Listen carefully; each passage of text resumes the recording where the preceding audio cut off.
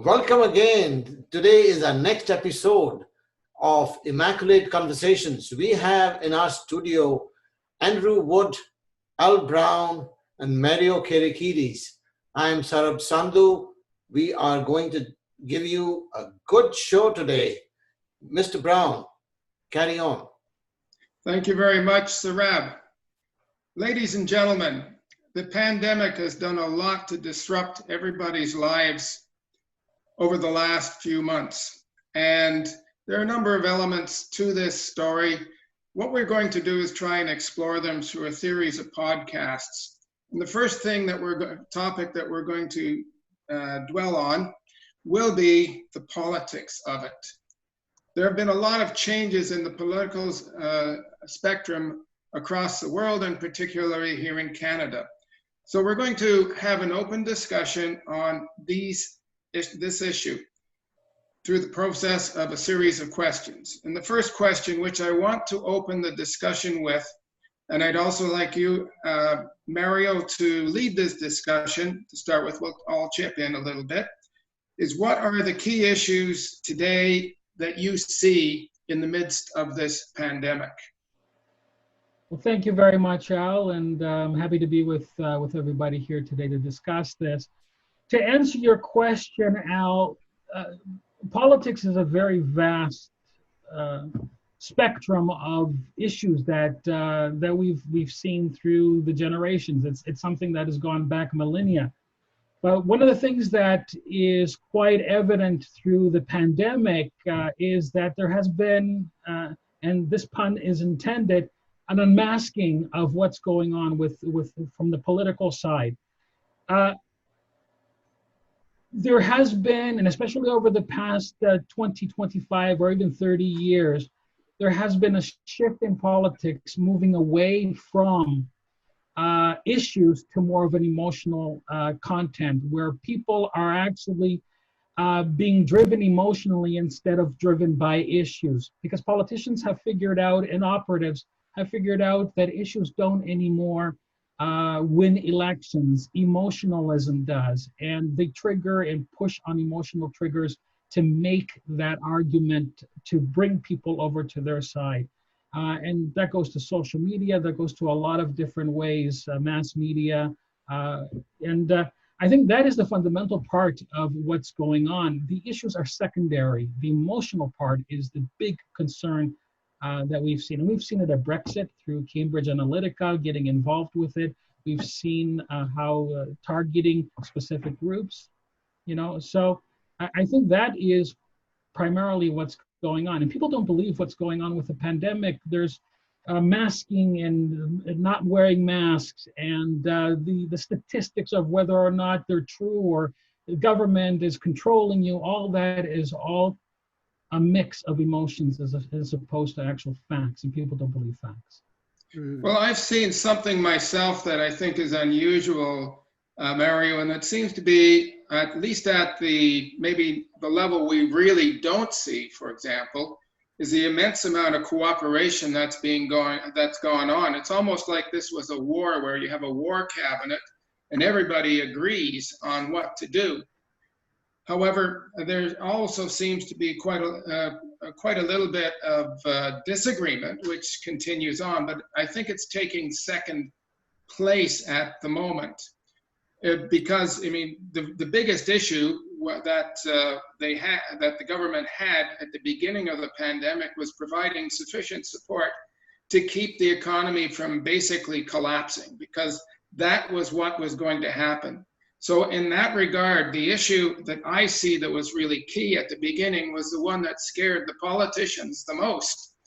And while emotion still played a big part in it, the issue did take precedence. It had to. Otherwise, we wouldn't be here talking. We'd probably be out killing each other in the streets for food or something like this. I have to admit that I was pretty scared in the month at the end of March and April, about the outcome of all of what was going on. All my treasured plans for my life were gone. And the fact that the politicians at the provincial, the federal, provincial, and municipal levels were on the television every day talking to people made a big difference to me. And they were all singing from the same song sheet. Since that's been gone, okay, there's other issues have raised. Andrew, do you have any comments with regards Well, I to this? do. No. Thank you for these comments. I think they're pertinent. What's been capturing my attention, and I think it should be front and center in everyone's thinking, is how the pandemic has exposed, unmasked, Mario, the differences, the inequality in society. Those inequalities have been growing for the past 50 years as social Darwinism and unbridled capitalism have come to rule our societies. Less so in Canada, but still in Canada as well, and certainly in the US. And these people whom we deem essential workers, we give them that title. Thank you very much. But they're all working for minimum wage, and their jobs are unprotected, and they don't have the benefits, and they don't have the pensions, and they don't have anything. And they're dying in much greater numbers. When you take a look at the numbers, you know, and very often it's minorities. It's Black people and brown people very often. In Canada here too, you know, just the same as it is in the US. So I don't think society can continue along the path that we've been doing towards the terrible social inequalities that have been happening, because it's exposed now, absolutely. Well, let me just jump in here and just I agree with you, Al, that there is a very good cooperation that we saw from the provincial government in Ontario specifically with the federal government, and that truly gave me some hope that for our society, that people will be pulling when the rubber hits the ground. There is something that takes over precedence, and that is the social safety of all of us. And it came almost to close to what government is supposed to be doing, which is basically bringing us a level of security that we can trust that they're going to take control when things go out of hand, because they are representative of us, all of us, regardless of political or economic differences. When it comes down to something like health or policing or safety, it's essential, I think, that we trust in that.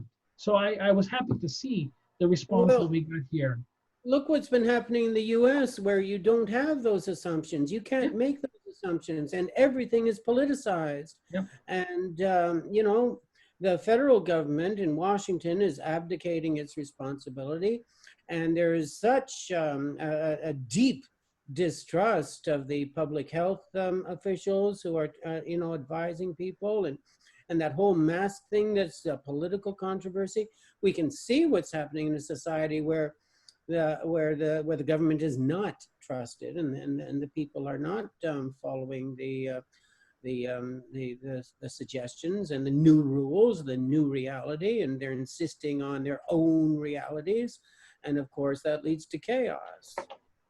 Well, this leads into the next question: has politics actually changed, and how, if so, how much, and how permanent is it?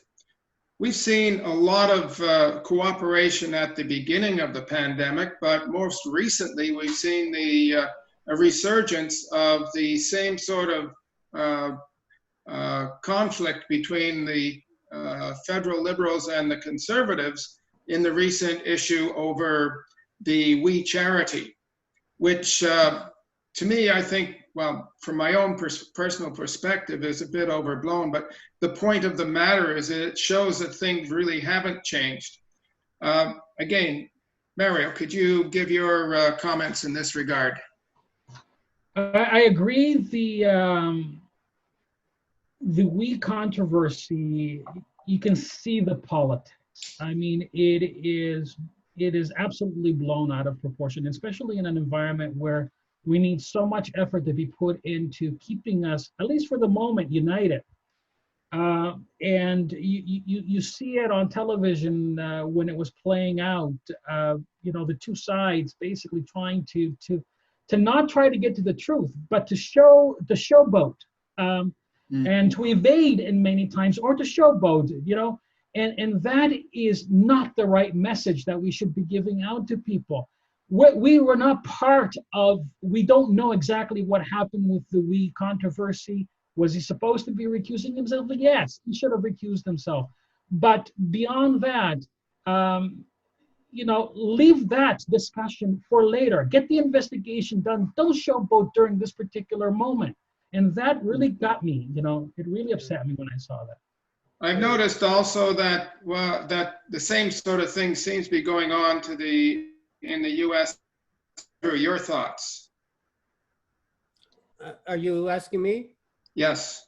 Yeah, well, I just wanted to say a couple of things. First of all, if you're not watching this podcast from Canada, then you don't know what the hell we're talking about, because this wheat charity thing is basically a tempest in a teapot, at least as far as Canadians are concerned. And it is of little real import. But the other thing I want to say is that while these headlines, these scandal headlines, dominate, then the real issues aren't being talked about. And the things that we should be paying attention to aren't being talked about. And heaven knows we've got plenty of real problems without this political theater dominating. And that's exactly what it is, theater. Yeah. But that's exactly, I think, what's happening in the States. Its political theater is reimposing itself, in part because they've got an election coming up this fall. And there are big issues and big personalities and big dollars involved in that. Has anything changed down there? Has anything changed with their approach? No. And the reason why it is that way, and you kind of see it in the pandemic side too, is because the social construct in the United States is very different than what we have in Canada or Germany or Australia, for example. There is an extreme individualistic sense about the United States, and it can serve people very well, but when it comes to something like this, it can actually boomerang back and really, really hurt them. Whereas we here have, in Canada, have more of a social tightness, and we're built on not individualism and melting pot. We're built more towards multiculturalism, and that alone gives us the ability to unite when this kind of situation happens. And we pull together. And this is why we have such different results than they do in the States right now. God forbid things change, and it could, because we do see it. We do see underlying currents that way. Yeah, I think anyone who sets themselves up in the predictions business is playing a very dangerous game. Yeah. We don't know what things are going to be like 2 weeks from now. Forget about down the road. I guess it's about 90 days before the U.S. election. Yeah, that is going to be a pivotal moment, not just for the people in the U.S. It's going to be a pivotal moment for everyone. Where, in fact, are they going to, and where are they headed? It's not even guaranteed that there will be a peaceful transfer of power, which is a thing that would have been unthinkable to say, a year ago, a few years ago. But now it's on the table, and the president is musing about, not recognizing the result of the election, and he's even suggested that it could be postponed. Like he'll do anything. He'll pull out all the stops to avoid the defeat that seems to be headed his way. But will the pandemic actually move the needle as far as politics is concerned when this is over? Yes. Keep in mind that based on the trends right now, by the end of this year, there could be 50 million people infected by this virus across the world and maybe 2 million dead. And 1/4 of those are probably going to be Americans. So will that have any impact on how the Americans run their affairs and, of course, we tend to move with the wind from the States, bend with them. So is it going to have any impact on us? Is there going to be any permanent change? Well, there has to be changes built into to humanity. There will be change. I think the real question is whether it's going to be for the positive and whether things are going to improve. It could go either way.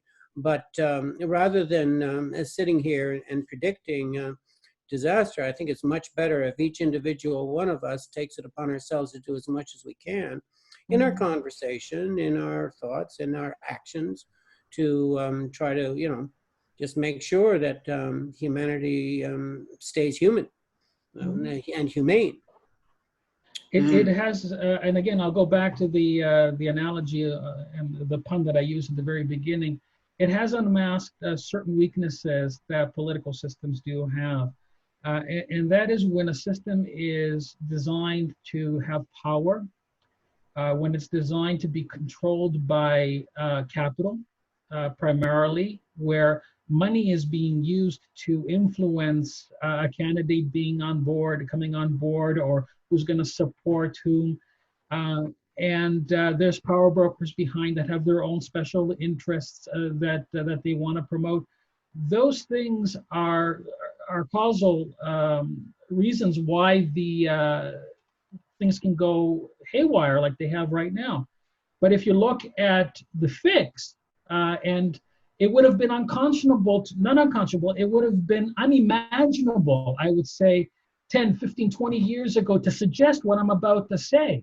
But there has to be a change in the way politics are done.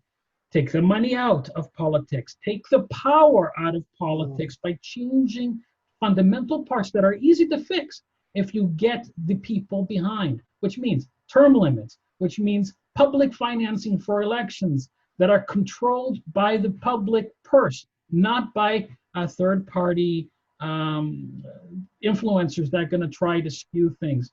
There is a reform that can be done, and yes, is there a possibility of that change happening within our lifetime? Yes, I see it as possible if there is a will. The people need to demand it. Yeah. In that regard, Marios, up to about maybe 10 years ago, there was a provision in the government of Canada to support the candidates in their elections. And then the Harper government eliminated that. Of course, at the same time, in Canadian politics, we're only allowed to give about $1,500 each, round numbers, and no corporate donations are allowed. In the United States, the sky's the limit for anybody. You can give billions to your local candidate if you see fit. I can imagine that any change that you're thinking about probably has more relevance to the United States than to Canada.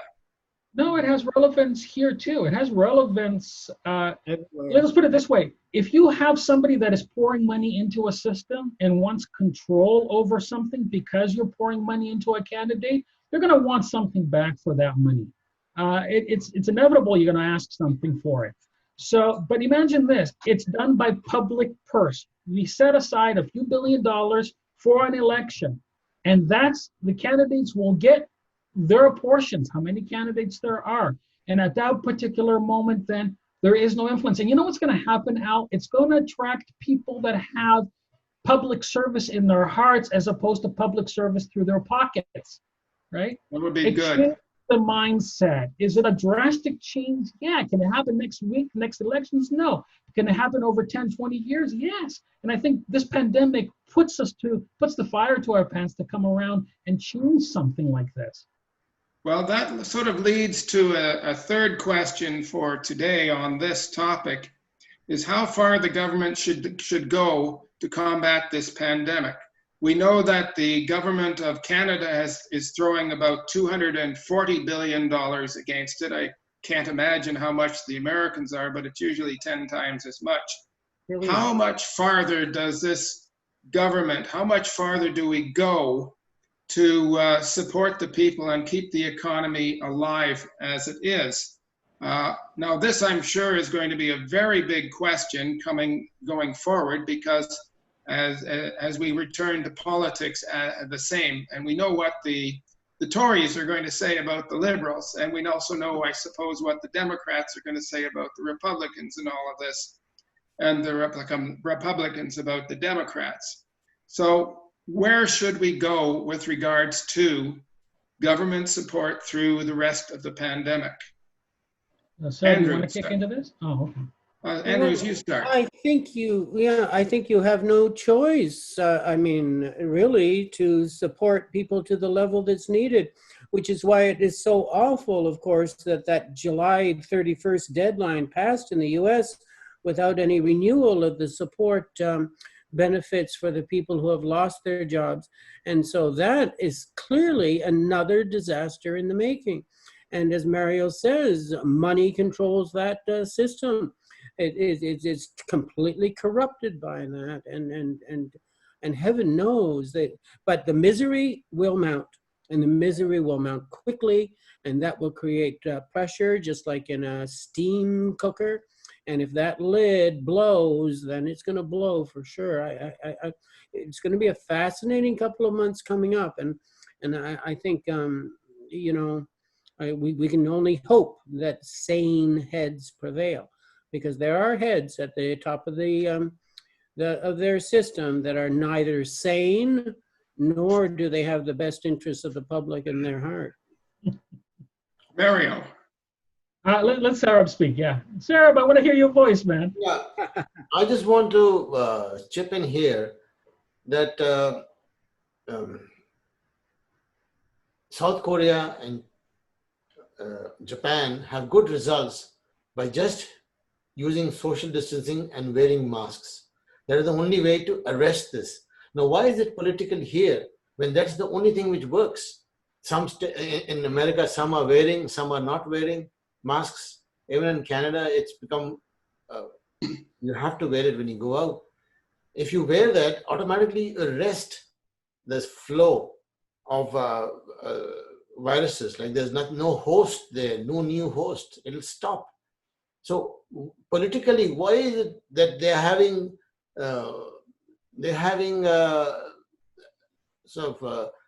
that why should we make masks? They're doing against the masks, and some people are for masks. So why is this a difference in opinion? Why can't the politics look at that? The answer. That's a very good question. I'll answer that. I'll answer that if I can. The answer is what you said, Sarah. But it's politics. Okay, it has nothing to do with the efficacy of the science behind it, and those who are anti-mask will argue this to death. That they will say, no, you got to look at the statistics, and you got to look at this, and you got to look at that, and you don't know what you're talking about, and masks don't help. What's behind it, though, is the question we should be asking. And what's behind it is, don't tell me what to do. That's what's behind it. Government, don't tell me what to do. You're not my boss. And you see it in the States, and you definitely see it here in Canada too. And the problem is, the don't tell me what to do argument works only if I am putting myself and only myself at risk. But if I am, as the pandemic is, where this thing looks for a host to move on, if I am even remotely have a chance of infecting somebody else, then the don't tell me what to do goes out the window, and it becomes a selfish statement in many ways. It has to be something that I have to think socially, that this is my responsibility to make sure not only myself, but also the people around me, my family, my people in my community, that they're going to be safe. And that's where the failure comes in, to answer the question that you said. Yeah, another corollary of this, even the vaccine, it's coming up now. Canada has just made a deal with Moderna and another. So what you're saying, Mario, is that we have to continue, the governments have to continue. I think we lost Al, or Oh, he's lagging. Yeah, he's yeah, lagging. he's lagging. You Sorry. say I that, think I got his question though. Am I not think still Al- there? Yeah, we can we lost you for a minute there, Alan. Yeah. ask your question again, Al. Oh, sorry. No. I think. Anyways, Sarab, continue. Yeah, my question was that the Canada has made a deal with Moderna and another company there to buy the dose of vaccines for Canada, for our Canadian population. But there is a group of people who don't want to even get vaccinated. What about that? It goes against the same theory as what you're talking about wearing masks. This is an anti-vaccine group. They say they never want to take a vaccine again.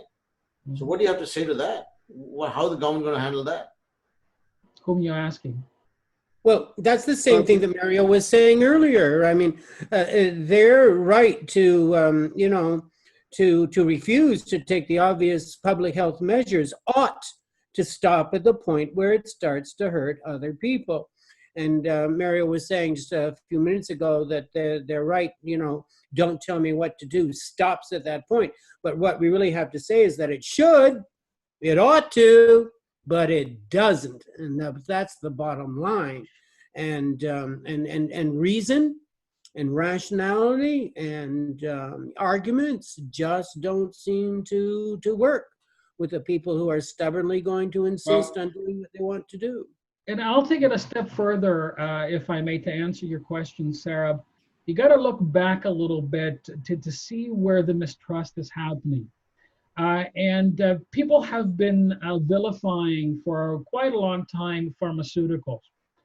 Because we've seen, I forget the guy's name, right? That idiot that took the EpiPen and upped it to 600 times from like $30 what it was to $600 or whatever that was. And you see the for-profit concept of pharmaceuticals in there, where they will manufacture drugs that are only profitable. Give me Viagra, I'm happy, but make me a drug that is called an orphan drug. Oh no, at that point there's no money in it, so we're going to leave that out. And I think the mistrust is happening from that particular perspective, where people are seeing that it's a profit motivation behind it. So I'm going to go out on a limb here and put this out as well. And I would say the pharmaceutical industry is a public health industry, and it should be nonprofit. So it should be nonprofit. And that and patents, any patents that are designed, and this is totally anti-capitalist, and people are going to cry and whatever about the fact that, but the question, the thing that you have to look at is when you're looking at a pandemic, and it's happening in the United States, by the way, where the vaccine, whatever vaccine it is, it's going to be at no cost. But the trust has got to come there from a system that people feel that it's for their benefit, for their good, and not for the pockets of the scientists and the doctors who are going to skew results in order to get something out into the market to make money versus the public health. Dr. Fauci has a few patents on vaccines, Yeah, you know what, Sarab, Al, we are closeted here. We're confined with a raging socialist. I can't believe that those words came out of Mr. Karakiti's mouth. I have no pharmaceutical, public health, nonprofit? Oh, nonprofit is not public. Nonprofit is not owned by government. It is basically a system that has people can make money out of nonprofits. I work with nonprofits. There's ways people get salaries, people can do, but imagine the benefits that you can have by being able to put certain industries in a specific realm that are for help. Labeling doesn't help. Socialist, capitalism, every side has its own political skewing to it. And all of a sudden, Americans hear socialism, they think communism. And Canadians hear, the other side hears capitalism, and they think it's basically an authoritarian type approach. It has nothing to do with that. Look at it from a humanitarian perspective. That's where we should be looking at, not at the politic labeling that goes with it. Okay, gentlemen, we're going to have to shut down here. We've reached the time limit on this post. So thank you very much for your input. Sarab, let's wrap this up. Okay, I just want to say, I wanted to ask you one thing, that we must look within ourselves. If the politician can't change things for us, we ourselves can take a stand of making ourselves better. I think in the next episode, we're going to talk about how we can look after our own self and protect ourselves, increase our vitality, and stop eating meat. Mario, we're going to discuss this in great detail. Now you're going into a war with me now. Sarab, that will be a topic for a future one, but our Don't next touch my meat, discussion man. will be on a different subject. What do you want to do? Do you want to close this one down and move on to the next? Yeah, we will just close this now. And thank you for everybody. Thanks a lot. Yeah, thanks a lot. Pleasure, guys. Bye then. Bye. All right, take care. Enjoyed that.